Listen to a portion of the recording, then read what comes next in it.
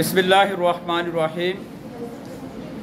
জীবন ও জীবিকা অষ্টম শ্রেণীর স্বপ্নগুলো সত্যি করি দলগত কাজ, শিক্ষার্থীদের তৈরি প্রকল্প উপস্থাপন, শিখন অভিজ্ঞতার 3 অষ্টম শ্রেণীর গোলাপ শাখা শিক্ষার্থীরা তাদের সেই স্বপ্নকে বাস্তবায়নের লক্ষ্যে তারা এই কিছু প্রজেক্ট তৈরি করেছে।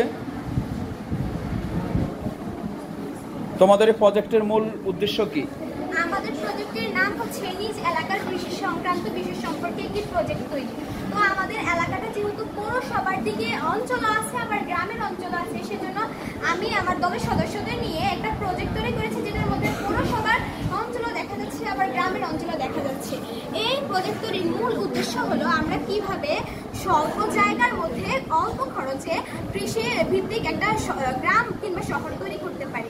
এখানে দেখতে পাচ্ছি যে আমরা যেহেতু সাধারণত দেখি গাছপালা কেটে শহরে বিভিন্ন মানুষ দালান কোঠা তৈরি করছে, তো আমি এখানে একটা ভার্টিক্যাল গার্ডেন তৈরি করেছি, যা কম সময়ে 4 থেকে 5,000 টাকার মধ্যে তৈরি করা যেতে পারে। এবং এই ভার্টিক্যাল গার্ডেনটা দীর্ঘ 4 থেকে 5 বছর মেয়াদি হয়ে থাকে। তারপর রুফটপ গার্ডেনও দেখতে পাচ্ছি, আমরা বাসা বাড়িতে রুফটপ বা ছাদের মধ্যে গার্ডেন করে আমাদের পরিবেশের ভারসাম্য রক্ষা করতে পারি। এছাড়া বিভিন্ন জায়গায় গাছ লাগিয়ে ময়লা আবর্জনা দিয়ে দূষিত না করে আমরা যদি ওই জায়গাগুলোতে গাছ লাগাই, তাহলে পরিবেশের ভারসাম্যটা আরেকটু বৃদ্ধি পেতে পারে। আর এর পাশে দেখতে পাচ্ছি ভার্টিক্যাল ভিলেজ, অর্থাৎ কৃষিভিত্তিক গ্রাম। এখানে আমরা দুইটা জমি দেখতে পাচ্ছি, একটা জমির মধ্যে সোলার প্যানেল।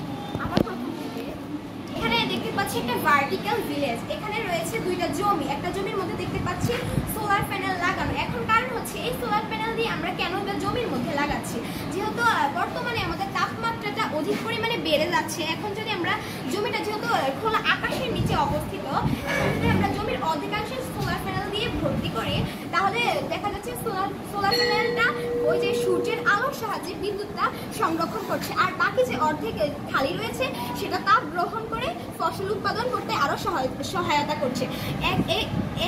এর জন্য আমরা বুঝতে পারি এক পাশে আমাদের বিদ্যুৎ সংরক্ষিত হচ্ছে, আবার আরেক পাশে সূর্যের আলোতে সালোক সংশ্লেষণ প্রক্রিয়ায় গাছপালাও বৃদ্ধি পাচ্ছে। এছাড়াও আমরা যদি ময়লা আবর্জনা না ফেলে গাছপালা দিয়ে পরিবেশকে ভারসাম্য রক্ষা করতে বজায় রাখি, তাহলে ভার্টিক্যাল ভিলেজের কোনো বিকল্পই থাকে না। আর এটি ছিল আমার আজকের প্রজেক্টের মূল উদ্দেশ্য।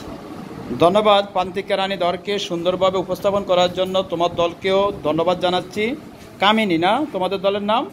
কামিনী, ধন্যবাদ তোমাদের সুন্দর এই প্রজেক্টের জন্য। আশা করি এই প্রজেক্টের মাধ্যমে আমরা আমাদের নতুন কিছু উদ্ভাবন আমরা পাবো, পরবর্তীতে আমাদের দেশ এবং জাতির জন্য এটা একটা সুফল বয়ে আনবো বলে আমরা মনে করি। ধন্যবাদ। আমি অন্য দলের কাছে চলে যাব। এবার আমরা চলে এসেছি প্রান্তিকা দাস, প্রান্তিকা সেন, তার গ্রুপে। তোমার দলের নাম কি? আমার দলের নাম দল জুই। জুই, আচ্ছা, তোমার এই প্রজেক্টের সম্পর্কে আমাদেরকে একটু ধারণা দাও।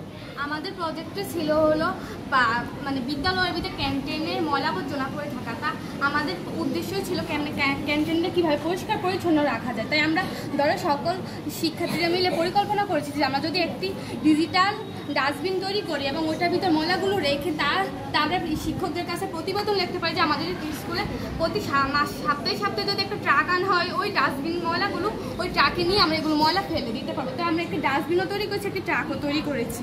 এবং আমাদের বইয়ের ভিতরে দেওয়া ছিল যে কোনো আর্থিক খরচ না করে সবগুলো তৈরি করতে। তাই আমরা দলের সদস্যরা চেষ্টা করেছি যে নিজেদের বাসার ভিতরে যা আছে তা দিয়ে তৈরি করার জন্য। তাই আমরা একটি কার্টুন দিয়ে এগুলো তৈরি করেছি, কিন্তু হালকা পাতলা যা খরচ তা আমাদের ধরার মতোই হয় না, যা আমাদের বাসায় ছিল। আমাদের যেমন ক্যান্টিনের ভিতরে অনেক খাবার থাকে যা ঢাকনা ছাড়াই থাকে, তাই এগুলো মশা মাছে বসে, তার কারণ আমরা শিক্ষার্থীরা নিজেরাই অসুস্থ হয়ে পড়ি, বিদ্যালয়ে আসা সম্ভব হয় না। তাই আমরা তো চেষ্টা করছি ক্যান্টিনের ভিতরে খাবারগুলো ঢেকে রাখার জন্য, পরিষ্কার পরিচ্ছন্ন রাখা যায়। এবং ডাস্টবিনের চারপাশে, গাছের চারপাশে ময়লা আবর্জনা দিয়ে দেখে দিয়েছি যে মাঠটা অনেক অপরিষ্কার থাকে, এবং ডাস্টবিনের ভিতরেও ময়লা আবর্জনা দিয়েছি যে আমরা এগুলো ভিতরে ফেলি, এবং ট্রাকের ভিতরেও ময়লা আবর্জনা দেখিয়ে দিয়েছি যে এগুলো আমাদের বাইরে চলে যেতে পারে। আর আমাদের দলের উদ্দেশ্যটাই ছিল এরকম যে কীভাবে ময়লা আবর্জনা ময়লা আবর্জনা পরিষ্কার পরিচ্ছন্নভাবে রাখতে হবে। আচ্ছা, ধন্যবাদ প্রান্তিকা সেনকে সুন্দরভাবে উপস্থাপন করার জন্য। আশা করি তোমাদের এই প্রজেক্টের মাধ্যমে আমরা অনেক কিছু শিখতে পারবো, আমাদের বিদ্যালয়কে আমরা পরিষ্কার পরিচ্ছন্ন রাখতে পারবো বলে মনে করি। ধন্যবাদ। এরপরে আমি যে প্রজেক্টটাতে এসেছি মরিয়ম, তার দল। তোমাদের দলের নাম কি? আমাদের দলের নাম জিনিয়া। জিনিয়া, আচ্ছা মরিয়ম, তোমরা বা তোমার গ্রুপ মিলে যে কাজটা তোমরা করেছো, সুন্দর একটা প্রজেক্ট তৈরি করেছো দেখা যায়, তোমাদের এই প্রজেক্টটা সম্পর্কে আমাদেরকে একটু ধারণা দাও। আমাদের দলের প্রজেক্ট ওয়ার্কটি ছিল বিদ্যালয় এবং আশেপাশের পরিবেশে যে যে ধরনের সমস্যা হয় এবং এই সমস্যাগুলোকে কীভাবে আমরা প্রতিরোধ করতে পারি। এখানে আমি এক পাশে সমস্যাগুলো চিহ্নিত করে মডেল তৈরি করেছি, আরেক পাশে এই সমস্যাগুলো কীভাবে প্রতিরোধ করা যায় ওইটার মডেল তৈরি করেছি। প্রথমেই দেখতে পাচ্ছি এখানে কলকারখানার চিত্র। কলকারখানার মাধ্যমে বায়ু দূষিত হয় এবং এই বায়ু দূষিত, এই কলকারখানার যেই দূষিত পদার্থ সেটা পানিতে গিয়ে জমা হয়, আর এখানে পানি দূষণের মডেল তৈরি করেছি। এই বায়ু দূষণ এবং পানি দূষণের মাধ্যমে আমাদের আশেপাশের অনেক ক্ষতি হয়। আর এখন এই সমস্যাগুলোকে কীভাবে আমরা প্রতিরোধ করতে পারি তার মডেল এখানে দিয়েছি। যেমন এখানে আছে একটি ডাস্টবিন, এই ডাস্টবিনের মাধ্যমে রিসাইকেল ফ্যাক্টরিতে গিয়ে ময়লা আবর্জনাগুলো রিসাইকেল হয়ে আসবে এবং আমরা পুরাতন জিনিসকে নতুনভাবে করে পাবো। আর এখানেই আছে বিদ্যালয়ের পাশে একটি খেলার মাঠ। এই খেলার মাঠের মাধ্যমে আমাদের পরিবেশের যে দূষিত হাওয়া বা দূষিত বায়ু এগুলো প্রতিরোধ করে খেলার মাঠের মাধ্যমে পুরো সতেজভাবে আমরা বাতাস পাবো। এবং এখানে আছে যেমন শহরঘাটে বিভিন্ন সড়ক দুর্ঘটনা হয়, এখানে ল্যাম্পপোস্টের মাধ্যমে বিভিন্ন বাতি রয়েছে যাতে সড়ক দুর্ঘটনার ক্ষেত্রে দুর্ঘটনা হওয়ার আশঙ্কা একটু কমে আসে। আর এখানেই আছে সোলার প্যানেলের মাধ্যমে গাছদেরকে সূর্য থেকে বিদ্যুৎ উৎপাদন করে গাছেদেরকে যাতে সঠিক পরিমাণে বিদ্যুৎও সংরক্ষণ করা হয় এবং গাছদেরকে সঠিকভাবে বেড়ে ওঠা সহায়তা করতে পারে। তো এটি ছিল আমাদের আজকের প্রোগ্রাম। ধন্যবাদ মরিয়মকে সুন্দরভাবে উপস্থাপন করার জন্য এবং তোমাদের প্রজেক্টের সুন্দরভাবে আমাদেরকে বর্ণনা করে শোনার জন্য। তোমাদের আসলে প্রজেক্টের মাধ্যমে আমরা যদি একটি সুপরিকল্পিত একটি আবাসন বা আমাদের বিদ্যালয় থেকে শুরু করে যার পার্শ্ববর্তী যে ইয়াগুলো আছে, আমাদের বাড়িঘরগুলো আছে, যদি এভাবে আমরা যদি আমাদের গড়ে তুলতে পারি পরিকল্পিতভাবে, আশা করি আমরা সামনে আমাদের আরও আশার আলো পথ দেখতে পাবো বলে আমরা মনে করি। ধন্যবাদ তোমার দলকে এবং তোমাদেরকে সবাইকে ধন্যবাদ। এরপরে যে প্রজেক্টটা আমি দেখতে পাচ্ছি, প্রজেক্টটা আমাদের মারিয়া, তোমার দলের সদস্য এবং তুমি মিলে যে প্রজেক্টটা তৈরি করেছো, তোমার দলের নাম হলো বেলি না? বেলি। আচ্ছা, তোমাদের এই যে প্রজেক্টটা তুমি তৈরি করেছো এই প্রজেক্টটা সম্পর্কে আমাদেরকে একটু ধারণা দাও। স্যার, আমাদের নির্ধারিত কাজটি হচ্ছে কি বিদ্যুৎ, পানি বা জ্বালানি সংক্রান্ত কোনো একটা বিষয় নিয়ে মডেল তৈরি। আমরা সবাই মিলে ঠিক করেছি যে বিদ্যুৎ সংক্রান্ত নিয়ে একটা মডেল তৈরি করব। আমরা যদি আমাদের দেশে এখন প্রচুর পরিমাণে লোডশেডিং হচ্ছে, আমরা যদি লোডশেডিং হয় তাহলে আমরা সোলার প্যানেলের সূর্যের সাহায্যে বিদ্যুৎ উৎপাদন হয়ে বিদ্যুৎ সংরক্ষণ হয়, যা আমাদের লোডশেডিং হলে আমরা এটা বিদ্যুৎ সংরক্ষণ করে আমরা এটা চালাতে পারি। আর আমাদের দেশে বিদ্যুৎ উৎপাদন করতে অনেক বায়ু দূষণ হয়, যা কয়লার কারণে। আমরা যদি বায়ু প্রবাহের মাধ্যমে বিদ্যুৎ উৎপাদন করি তাহলে আমাদের এত বেশি বায়ু দূষণ হবে না। যার কারণে আমরা এখানে একটা মোটর লাগিয়েছি, মোটরের সাহায্যে আমরা এটা কানেক্ট করে ঘরের ভিতরে একটা লাইট লাগিয়েছি। লাইটের মাধ্যমে আমরা যদি এটার ভিতরে বেশি বায়ু প্রবাহ হয় তাহলে এখানে বিদ্যুৎ উৎপাদন হবে, যা আমাদের লোডশেডিংয়ে আমাদের অনেক সাহায্য করতে পারে। আমরা দলের সবাই মিলে অল্প খরচে এটি তৈরি করেছি, আমাদের বেশি খরচ হয় না। আমাদের ঘরে যা উৎপাদন ছিল তা দিয়ে আমরা সহজভাবে এটি উপস্থাপন করার চেষ্টা করেছি। ধন্যবাদ মারিয়া এবং তোমার দলকে। কোবরা আছে, তারপরে অনেকে দেখা যায় নতুন মুখ বলতে মানে এই কাজের সম্পৃক্ততা, তাদের আশা করি তাদের এই সম্পৃক্ততা তারা অনেক কিছু ধারণা পেয়েছে এবং আরও নতুন প্রজেক্ট করতে তারা উদ্বুদ্ধ হবে বলে মনে করি। ধন্যবাদ তোমার দলকে। এই পর্যায়ে এখানে আরেকটি দল দেখা যাচ্ছে, আমাদের উম্মে হাবিবার দল। উম্মে হাবিবা, তোমার দলের নাম কি? আমার দলের নাম শিউলি। আমাদের আজকে নির্ধারিত বিষয় হচ্ছে কৃষি সংক্রান্ত। আমরা বেশি বেশি গাছ রোপণ করবো। আমাদের বর্তমান পরিস্থিতি বেশি গরম, এই জন্য আমরা বেশি বেশি গাছ রোপণ করবো। আর গাছের সারিবদ্ধতা আমরা কম খরচে এই প্রযুক্তি তৈরি করেছি। আমরা সবাই মিলে এই প্রযুক্তি তৈরি করেছি। আমরা গাছ রোপণের সময় যেসব বিষয়ে খেয়াল রাখবো, গাছে পোকামাকড় বা কিছু না হয় বা নতুন প্রযুক্তি মাধ্যমে এগুলো তৈরি করেছি। এটার মাধ্যমে তোমরা মানে আমাদের দেশ জাতি বা আমাদের সমাজ বা তোমরা কি উপকৃত হবে? কি ধরনের উপকার পেতে পারো তোমরা? আমরা গাছ রোপণের সাহায্যে বিভিন্ন প্রাকৃতিক দুর্যোগ ঠেকাতে পারি। আচ্ছা, ধন্যবাদ উম্মে হাবিবাকে সুন্দরভাবে উপস্থাপন করার জন্য। তোমাদের প্রজেক্টটা সুন্দর হয়েছে, ধন্যবাদ। এরপরে আমি যে এই প্রজেক্টটা দেখতে পাচ্ছি, সিরাজুম মুনিরা তার দল মিলে তারা একটা প্রজেক্ট তৈরি করেছে, যদিও প্রজেক্টটা এখনও কাজ অসম্পূর্ণ। আমরা পরে আসছি তোমাদের প্রজেক্টটা দেখতে, নাকি? আর এমনি মূলত তোমাদের এই প্রজেক্টটার মূল উদ্দেশ্যটা কি? মূল উদ্দেশ্য হচ্ছে সামাজিক ও অর্থনৈতিক নিয়ে একটি প্রজেক্ট তৈরি। এখানে আমাদের একটি অপরিচ্ছন্ন পরিবেশ আর একটি পরিচ্ছন্ন পরিবেশ। আমরা অপরিচ্ছন্ন পরিবেশে গ্রামের কথা বলতে পারি। গ্রামে যখন অনেক ময়লা আবর্জনা থাকে, তেমনি শহরেও ময়লা আবর্জনা থাকে না।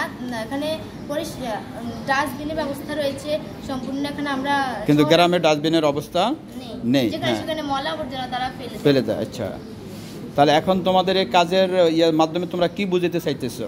আমরা বুঝতে চাচ্ছি যে এখানে আমাদের শহরের গ্রামে যদি আমরা আধুনিক প্রযুক্তি ব্যবহার করি, তাহলে আমাদের গ্রামটাও শহরের মতো হয়ে যাবে, নাকি?